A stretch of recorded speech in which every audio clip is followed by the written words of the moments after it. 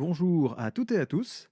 Dans cette dernière vidéo du thème 1, le jeu des puissances dans les relations internationales depuis 1945, nous étudions le Grand 3, le monde des années 1980 à nos jours, fin de la guerre froide et nouveaux défis internationaux. Fin de la guerre froide, oui, mais aussi nouvelles tensions internationales, problèmes économiques, terrorisme, droits de l'homme, réchauffement climatique. Quels nouveaux enjeux et conflits, structures, pèsent et préoccupent le monde depuis les années 1980? Alors, petit préalable, tout ce qui sera marqué de ce petit rond rouge, ici, là, tac tac, ne fait pas partie du programme. C'est en plus, culture générale. Pour mes élèves, c'est dommage, mais pour vous, c'est au programme de mon contrôle. Alors allons-y, parlons pour commencer de la fin de la guerre froide. Si vous avez bien compris les vidéos précédentes, le conflit idéologique et indirect qui oppose les États-Unis à l'URSS de 1947 à 1989 bipolarise les relations internationales. Pourtant, la guerre froide prend fin en 1989. Pourquoi? Eh bien, première raison, l'URSS est ruinée. La course aux armements, relancée par le président américain Ronald Reagan au début des années 80, engloutit les finances de l'Empire soviétique au détriment des investissements pour améliorer les conditions de vie de la population. Lassés, les peuples soviétiques réclament une amélioration de leurs conditions de vie et bien sûr davantage de liberté. C'est le nouveau dirigeant de l'URSS en 1985, Mikhail Gorbatchev, qui met en place une politique de réforme économique et sociale qui libère les initiatives économiques et la liberté d'expression. Jugées insuffisantes, malgré tout, les populations soviétiques se soulèvent, comme à Berlin, lors de la chute du mur le 9 novembre 1989. Eh bien, cet événement est retenu comme mettant fin à la guerre froide, car le pouvoir de Moscou ne réprime pas cette contestation populaire. Et peu à peu, les soulèvements populaires se multiplient ailleurs en URSS. Cette déstabilisation interne à l'URSS, associée aux difficultés économiques dont on a parlé, entraîne la disparition de l'URSS officiellement en décembre 1991. L'URSS disparaît donc des cartes du monde et laisse place à une quinzaine de nouveaux pays qui prennent leur indépendance, comme on le voit sur cette carte. L'URSS avant 1989 et après 1991. De nombreux pays deviennent donc indépendants et la Russie, quant à elle, abandonne le communisme et de nouveaux dirigeants prennent les commandes depuis Moscou. Alors, on le voit, le bouleversement international est total, le risque d'une guerre nucléaire généralisée disparaît et on assiste à une démocratisation des pays d'Europe de l'Est, voire même du monde, avec l'entrée de la Chine dans le libéralisme économique à la même période. Associé à cela le développement du Brésil en Amérique du Sud et de l'Inde dans le sous-continent indien, le monde se stabilise et la croissance économique accompagne une amélioration globale du niveau de vie des classes moyennes, même si les inégalités demeurent, nous en parlerons dans cette vidéo. Les États-Unis sont donc désormais la seule hyperpuissance mondiale et leur puissance semble incontestable des années 1990 aux années 2000. À l'échelle internationale, les États-Unis deviennent même les gendarmes du monde. Que signifie cette expression? Cela désigne leur ambition de diffuser leur modèle démocratique et libéral aux quatre coins du globe. Leur intervention cherche à réguler les équilibres mondiaux dans le sens de leurs intérêts géostratégiques. Par exemple, lors de la première guerre du Golfe en 1991, les États-Unis mènent une coalition internationale pour mettre fin à l'occupation du Koweït par l'Irak. Il s'agissait alors de défendre un pays allié, le Koweït, mais surtout de veiller à la stabilité de l'approvisionnement mondial en pétrole et ainsi protéger l'économie internationale. Eh bien, cette intervention incarne la puissance forte, le hard power des États-Unis, capables d'utiliser leur puissance militaire et les sanctions économiques pour imposer leur vue, comme ce fut le cas au Moyen-Orient en 1991 pour maintenir un ordre mondial favorable aux échanges internationaux. À la puissance militaire et économique américaine s'ajoute le soft power américain, c'est-à-dire leur capacité à influencer les relations internationales par des moyens autres que la force et les menaces. Pour cela, les États-Unis s'appuient sur les leviers qui construisent son image à l'international. Alors ici, le soft power américain s'appuie notamment sur les médias, la culture, la technologie, l'attractivité professionnelle et universitaire, et puis bien sûr les alliances politiques dans les relations internationales. Mais quittons la puissance américaine et revenons à la fin de la guerre froide. Une période de paix s'ouvre-t-elle? Eh bien pas totalement. Outre la guerre du Golfe en 1991, déjà nommée, les génocides au Rwanda en 1994 et en ex-Yougoslavie en 1995 viennent rappeler au monde la violence des conflits ethniques et religieux.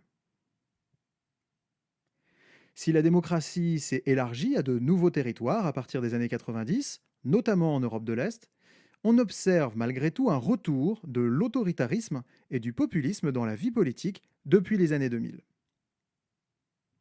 On appelle autoritarisme un fonctionnement politique qui érige l'autorité et le contrôle moral de la société en valeur suprême. Concrètement, il s'agit de gouvernements qui limitent les libertés individuelles comme la liberté d'expression, le droit de manifestation et de réunion, le droit associatif. Donc, bref, l'autoritarisme encadre les sociétés pour empêcher toute forme d'opposition à l'exercice du pouvoir. Mais alors le populisme? Le populisme, quant à lui, c'est le discours qui accompagne l'autoritarisme. Le populisme oppose systématiquement une élite forcément corrompue à un peuple forcément vertueux. Mais cette vision du monde est bien entendu une simplification excessive qui permet d'évacuer les questions complexes sans rechercher les nuances nécessaires à la compréhension de fonctionnement de systèmes imbriqués. Alors rajoutez à cela la suspicion d'intervention d'agents de l'étranger qui menacent, tapis dans l'ombre, les bons citoyens, et puis un peu de complotisme, et vous aurez tous les ingrédients d'une société fermée sur elle-même, prompte à désigner un groupe responsable du désordre et sur lesquels la population déverse leur haine. Alors selon les pays, ça change bien entendu. Cela peut être les Kurdes, les Mexicains, les Roms dans certaines régions du monde, ou les Juifs, les chrétiens, les musulmans ailleurs, ou bien encore les femmes, les homosexuels, les associations. Ce climat de suspicion permanent est renforcé par une menace plus récente, le terrorisme. À partir des années 2000, la menace terroriste déstabilise les démocraties. Le terrorisme est multiforme et recrute des fanatiques en perte de repères qui, comme dirait Voltaire, osent se dire les fils de la religion. Si le terrorisme n'est pas apparu au XXIe siècle, il s'amplifie dans les années 2000. Le terrorisme islamiste, guidé par une vision guerrière et déformée de l'islam, prétend parler au nom de l'ensemble du monde musulman en imposant par la force leur vision rigoriste de la religion. Notons que d'autres motivations peuvent être à l'origine d'actes terroristes de nos jours, comme les mouvements suprémacistes blancs aux États-Unis par exemple. Quels sont les objectifs du terrorisme? Eh bien, que ce soit en représailles à une politique ou à des valeurs, ou que ce soit dans une démarche de conquête de tout ou partie d'un territoire, le terrorisme poursuit un but de déstabilisation de l'État par l'enfermement de l'opinion publique dans une spirale de terreur et d'accusations réciproques menant à la guerre civile. La peur paralyse l'esprit critique et rend toxiques les débats en dehors de toute rationalité. En France, les tensions qui suivirent les attentats de Charlie Hebdo et du Bataclan en 2015, celui de Nice en 2016 ou encore l'assassinat de l'enseignant Samuel Paty en 2020 illustrent la volonté des terroristes de diviser la société en jouant sur les peurs et l'ignorance. Si les pays occidentaux sont touchés, comme les États-Unis, frappés à New York par les attentats d'Al-Qaïda le 11 septembre 2001, rappelons que ce sont surtout les populations musulmanes des pays d'Afrique, du Moyen-Orient, d'Asie centrale et d'Asie du Sud-Est qui sont les plus touchés par les mouvements terroristes.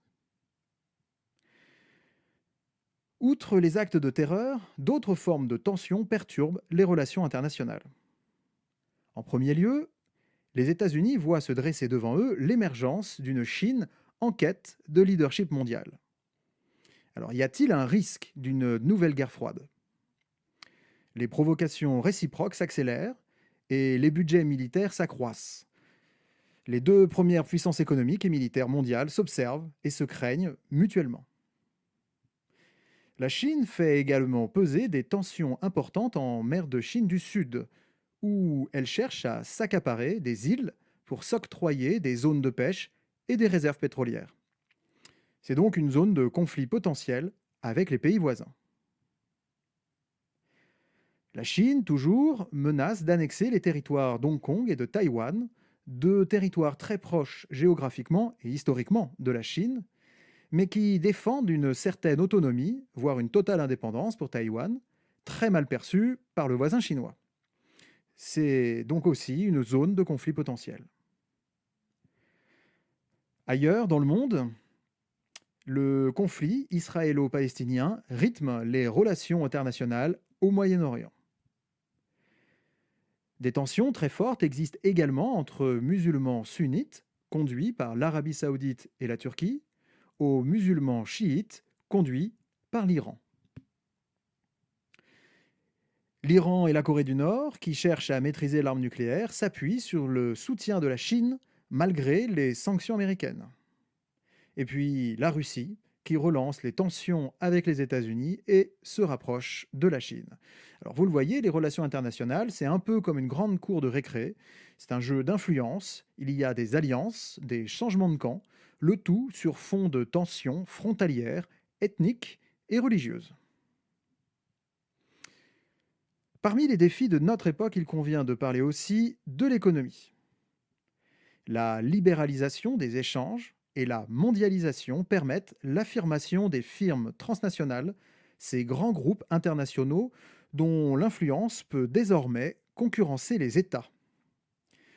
Outre le poids des groupes pétroliers, des banques et des assurances, ce sont les géants du numérique, les fameux GAFA, GAFA pour Google, Apple, Facebook et Amazon, qui, par la nature même de leurs activités, semblent se déterritorialiser et devenir une nouvelle sphère de pouvoir en dehors des sphères traditionnelles que sont les États.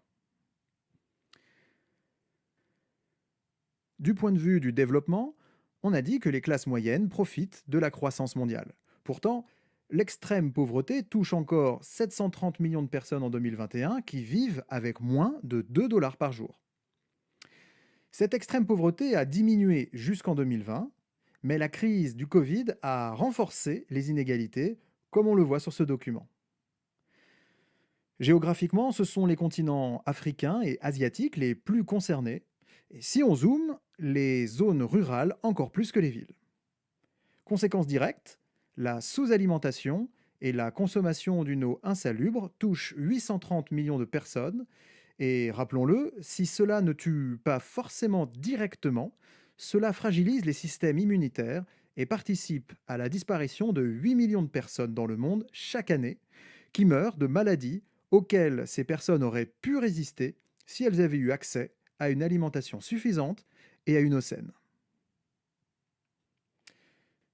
Un autre défi est le chômage de masse. Les sociétés libérales n'arrivent plus à offrir un emploi pour tous.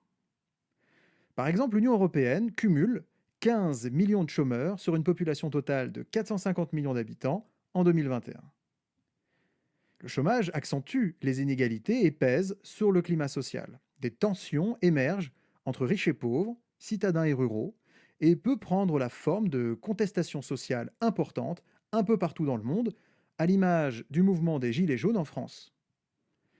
Alors, sentiment d'abandon, sentiment d'être les perdants de la mondialisation, les inégalités fracturent les sociétés libérales et nourrissent les discours populistes. Sans transition, parlons maintenant des trafics. Toute forme de trafic menace également les équilibres socio-économiques. Trafic de drogue, d'armes et d'humains, ces mafias organisent des pressions sur les populations qui créent un État dans l'État et sapent la confiance dans la société à les protéger. Il faut bien entendu ajouter les paradis fiscaux dans le tableau, car ils participent à la mécanique de blanchiment d'argent issu des trafics. Continuons notre revue des défis contemporains, le respect des droits de l'homme. Les droits de l'homme progressent dans certaines régions du monde, comme dans l'Union européenne par exemple, et les minorités cherchent à faire de plus en plus entendre leur voix. Mais Amnesty International estime que les droits de l'homme sont bafoués dans plus de 80 pays.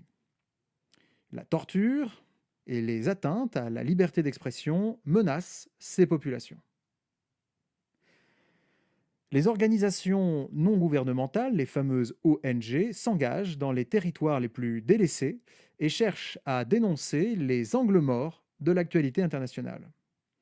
C'est un combat multiforme et universel qui s'appuie de plus en plus sur les nouvelles technologies.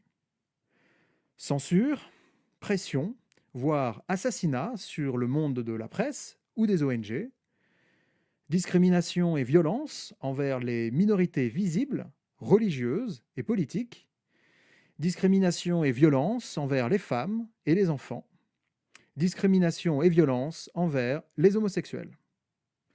Alors on le voit, les sujets de défense des droits ne manquent pas et divisent pourtant les sociétés à la recherche d'équilibre entre tradition et modernité.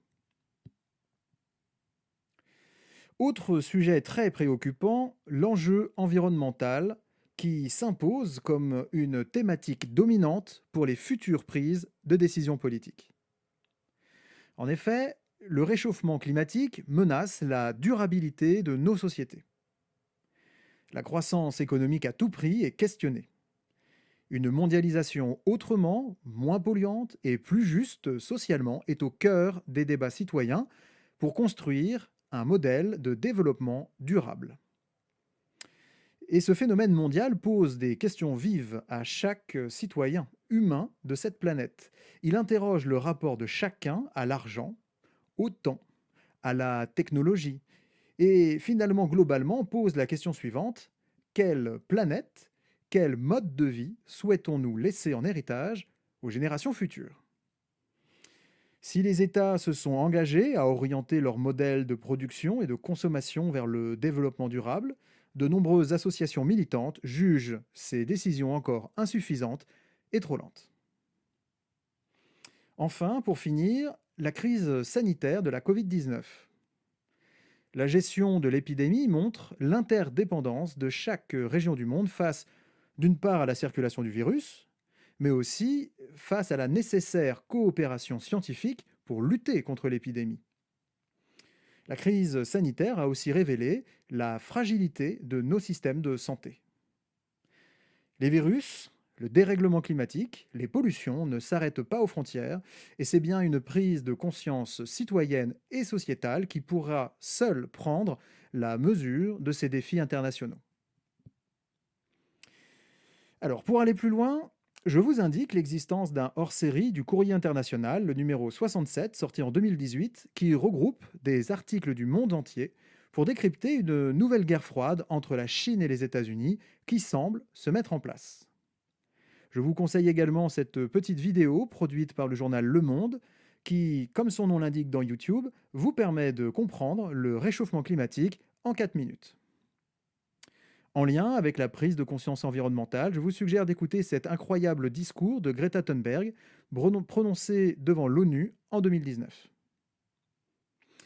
Si vous souhaitez en savoir davantage sur la faim dans le monde, voici un entretien avec le romancier, journaliste et essayiste argentin Martín Caparrós, diffusé sur France Inter et accessible sur leur site. Il y est fait un point sans concession sur ce que l'on sait sur le sujet. Enfin, ce très clair décryptage sur le terrorisme, ses formes et ses origines, proposé par l'UMNI, une plateforme éducative du groupe France Télévisions, qui vous permettra d'éclaircir ce phénomène et d'ouvrir des perspectives de réflexion. Alors, on se résume, que faut-il retenir? vous devez être capable d'expliquer les mécanismes qui mènent à la fin de la guerre froide et ses conséquences géopolitiques, notamment les États-Unis en situation d'hégémonie mondiale qui prennent le rôle de gendarmes du monde. Vous pouvez montrer que les années 1990 à 2000 sont aussi touchées par la guerre. Vous êtes capable de définir et d'expliquer pourquoi l'autoritarisme, le populisme et le terrorisme menacent les démocraties. Vous pouvez justifier qu'une nouvelle guerre froide est en train de se dessiner entre les États-Unis et la Chine. Vous êtes capable d'identifier quelques zones de tension géopolitique.